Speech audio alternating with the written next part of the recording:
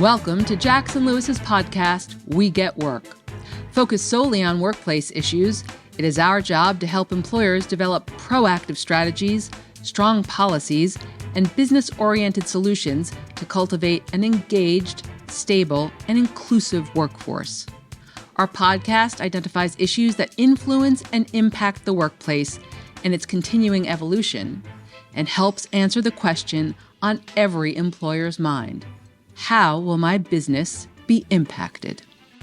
The United States Supreme Court's recent decision to end the Chevron doctrine in the Loper Bright case exposed a governmental fault line, which may have far-reaching implications for many entrenched U.S. federal agency regulations that have existed for decades, and consequently, for employers. In this third episode of our podcast series, Workplace Law After Loper, we focus on how Loper Bright and Murthy versus Missouri may make it difficult for the Department of Labor to enforce its wage and hour regulations in court. Our hosts today are Eric Magnus and Charles Wilson. Eric is the co-leader of the firm's Class Action and Complex Litigation Practice Group and the litigation manager of the firm's Atlanta office. Charles is the office managing principal in the Houston office and a member of the firm's litigation group. Both serve as members of the firm's task force interpreting the impact on recent SCOTUS decisions on employers. Eric and Charles, the question on everyone's mind today is, what do the Supreme Court's recent decisions mean for future wage and hour compliance, and how does that impact my business? All right, thanks, Lisa. Eric, the Department of Labor came out with its new salary rule, and I'm sure you, like myself, you're getting a lot of questions from clients. So why don't you lay out the big picture for us in terms of wage and hour compliance? What did Chevron deference mean in that area? And what does the Supreme Court's decision in Loper Bright overturning Chevron deference mean for employers going forward? Yeah, thanks, Charles. So from a big picture perspective, there is very, very little in the Fair Labor Standards Act that is actually in the statute, meaning passed by Congress. This is a statute that hasn't been materially amended since the Portal Act was passed in the early 1940s. There have been minor things, like a few years ago when Congress enacted rules for tip pools for non-tip credit employees and little things like that. But in terms of material amendments, this is a statute that has basically been untouched since the early 1940s. So the overwhelming majority of what we would call the law, or our clients would call the law, and wage and hour at the federal level is done in regulation. And that's been the case with case law, going back really almost 75 years now. And the way that most courts traditionally have dealt with regulations is they've treated them like the law. And it's gone sort of as a fait accompli with respect to most regulations. But the reason why they treat regulations like the law in most cases is because of what was known as Chevron deference, right? Which is that since that case came down in the early 1980s, courts have regularly, sort of as a matter of course, deferred to the interpretations of the Fair Labor Standards Act as laid out by the Department of Labor and all of its iterations since the early 1980s. That very underlying basis as to why the regulations have credibility as, quote, the law, has now been undone by the Supreme Court. So from a 40,000-foot perspective, it gives us the ability to argue that anything that is in a regulation is not the law. Having said that, on the older sort of issues that you and I deal with every day in wage and hour law, like I could run off example after example, the exemptions, the salary basis rule, the rounding rule, you name it. Like, most regulations are so old and so established that if you do case law research on them, the cases stop saying we believe this to be a correct interpretation of the law because of Chevron 30, 40 years ago. So like the rounding rule or the salary basis rule, if you go do case law research in whatever jurisdiction you're in, very, very, very, very few of those cases are going to say the reason why we are concluding that is the law is because of Chevron deference, even though it really is. On more recent rules, like the most notorious one that I deal with a lot is the tip credit rules, or the 80-20 rule, what's become known as the 80-20 rule, the limitations on the duties tipped employees can do, things like that.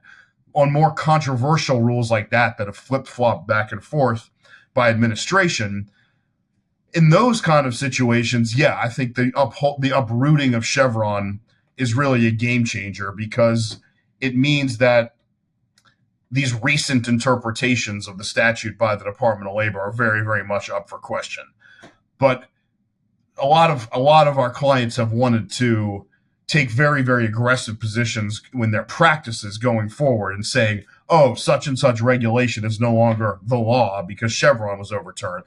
On that, our advice, I think, would be to be very careful when it's long established regulations, because the case law on those regulations don't say that the reason why they're correct interpretation of the law is because we're deferring to Chevron, because they're so long and so established. So I think at a 40,000 foot view, that's kind of where we are with Chevron. I know that one of the examples where there are these sort of more controversial and recent rules is something that you've dealt with really and in the immediate wake of the Chevron ruling. So could you fill us in on sort of what immediate impact and what sort of rules you think that the overturning of Chevron will have in the wage and hour space? Sure.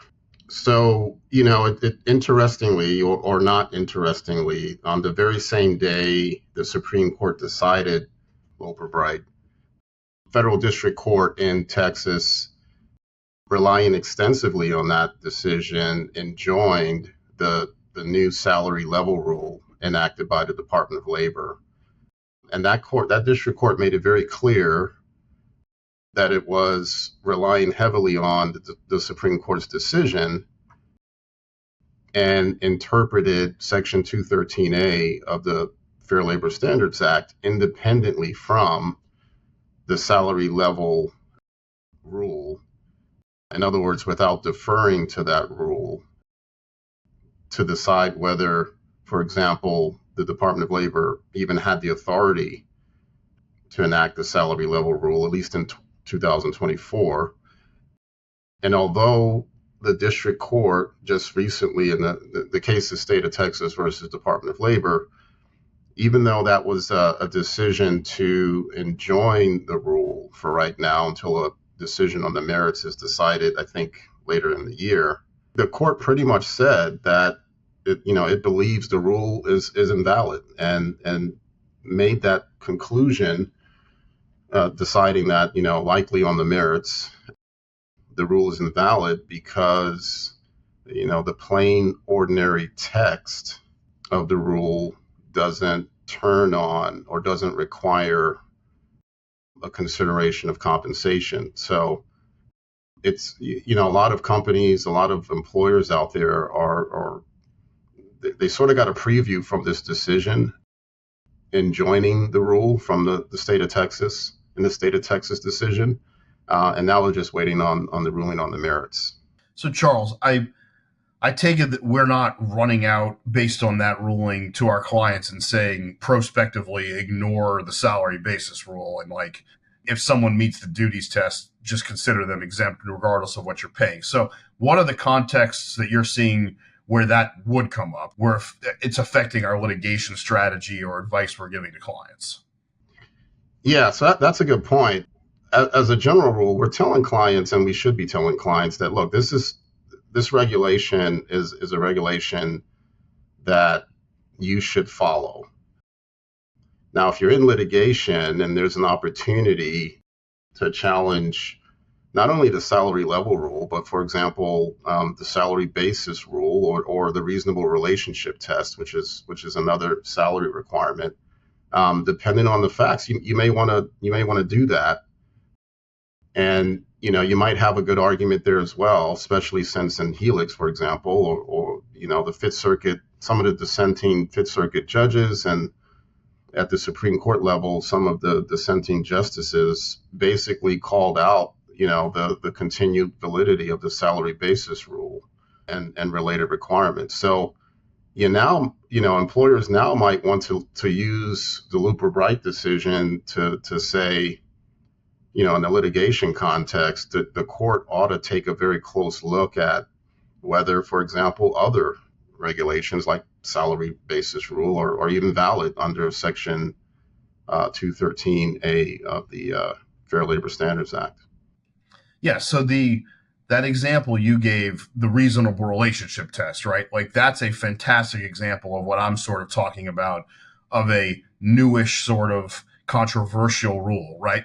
The reasonable relationship test exists solely because of an interpretation that is only in a DOL opinion letter, right? That's the type of rule, like the 80-20 rule that I'm talking about, that Loper really does give us the ability to reasonably fight about, as opposed to long established regulations that have been on the books for a very, very long time, like the rounding rule or something like that. So that's a very good example of the type of controversial rule that, as you put, Charles, is it gives us a much greater ability to have a more aggressive litigation position.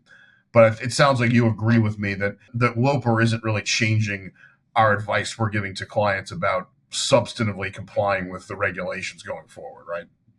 Yeah, that's correct. I mean, if a client has, for example, and we get these questions, I'm sure you're getting, similar questions. Okay, Charles, I've got this employee that's pretty much on the threshold, right below the threshold of the new salary level. So what should we do with this employee? So my advice is you still got to comply with the new salary level requirement, and, either increase that employee's pay. And if that's not viable, then consider some other alternatives, which could include reclassifying the employee and maybe employing a fluctuating work week compensation scheme, if that's going to work. Or you might just have to, pay them straight hourly plus overtime, depending on the situation. And then some clients might decide not to follow the advice, and they might decide, well, we've got to maybe we ought to join the challenge. So that's another option. Yeah, so that's a good segue to the other Supreme Court ruling that we wanted to talk about, which is this Murthy decision. And what Charles was just speaking about in terms of the new minimum salary rule is one example of this recent phenomenon that we have seen of district courts giving narrow injunctions on some of these new rules. The most prevalent of which for Charles and I's practice is this ruling that in the Eastern District of Texas that only preliminarily enjoined the application of the new salary level to employees of the state of Texas. That case, along with a few others, the pregnant worker litigation that's going on, but not all of the cases have issued these narrow injunctions. The FTC issue is another case where there was a narrow injunction. Some of these cases, but not all of them, have cited to this Supreme Court decision that came out earlier this summer called Murthy against Missouri. And Murthy against Missouri stands for the proposition, or the Department of Labor and the other agencies are using it to stand for the proposition that whether a preliminary or permanent injunction litigation, that the plaintiffs have to have standing in the case in order to apply the injunction to that party. So what we're used to in the history of these cases is that if the state of Texas comes to try and get an injunction on the salary basis rule, and this is certainly what happened with the Obama rule, it either is going to apply to every employer or not, meaning there's going to be a nationwide injunction.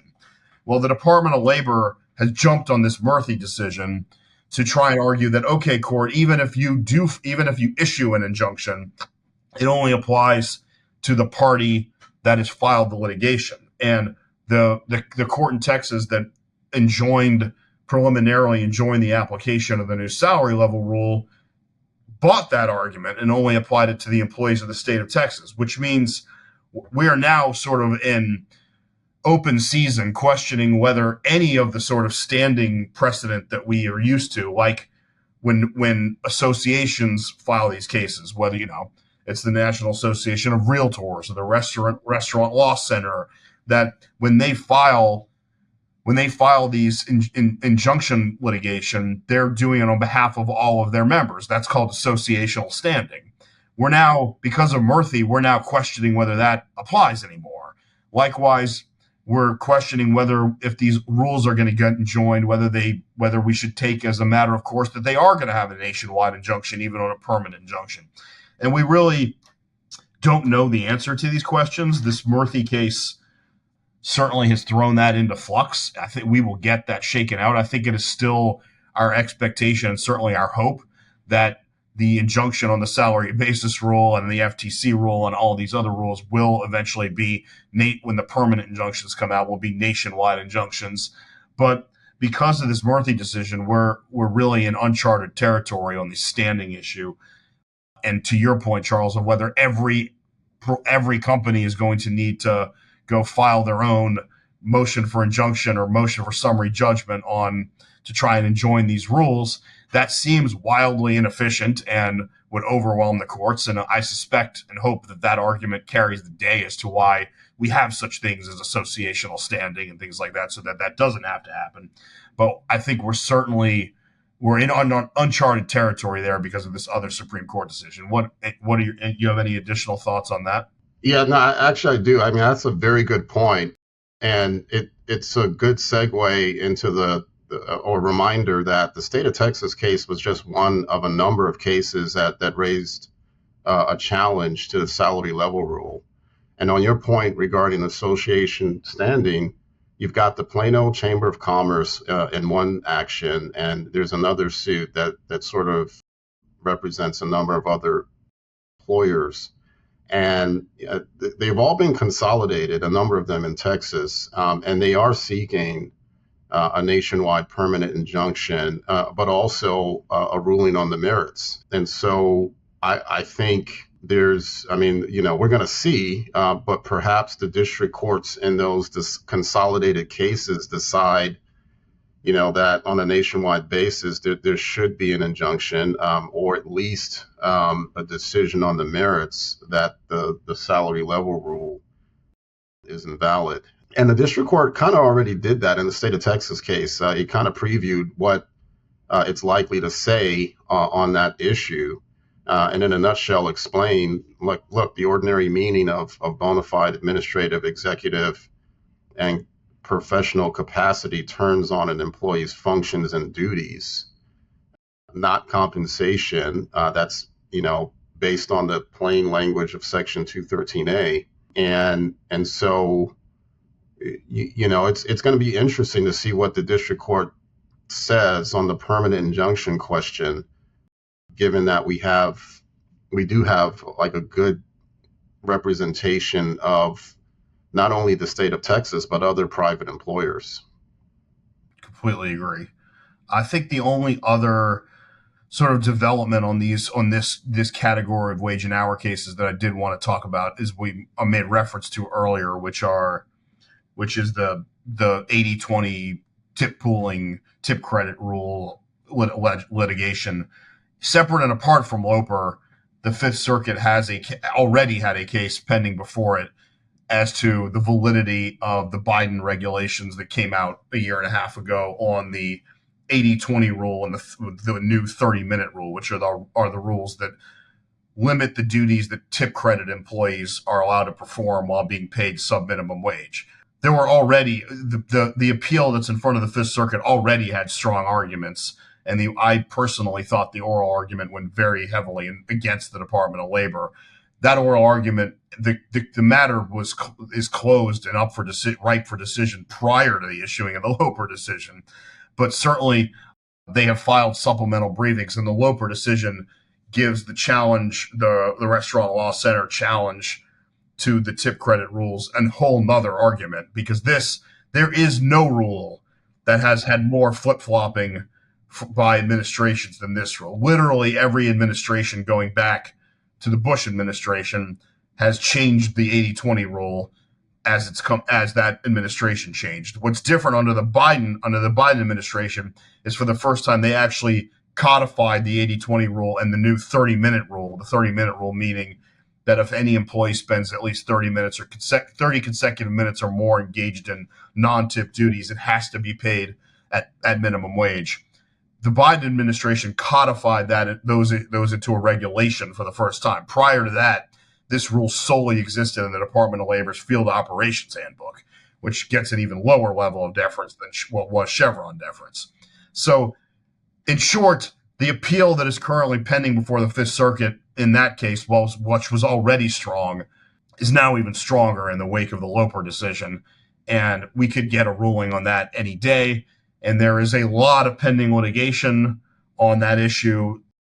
And, the advice that I've been giving clients is, you either have to in order to settle a case like that, you either have to get a deal that you're really, really happy with, or you should be waiting for that decision to come out because it might fundamentally upheave the basis, the regulatory basis that forms the basis of all of those claims. So that's the other really major wage and hour issue that affects a lot of our clients that's affected by Loper. Did you have any others that you wanted to cover?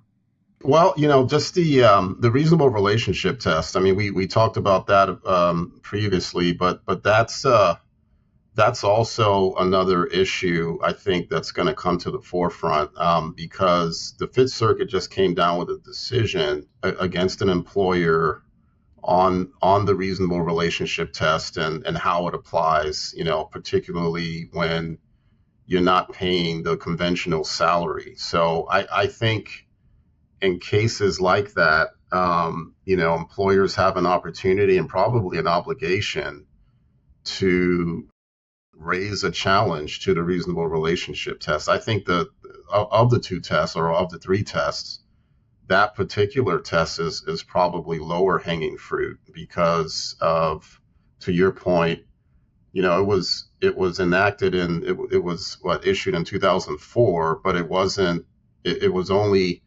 based on the DOL's field book, field handbook. Yeah.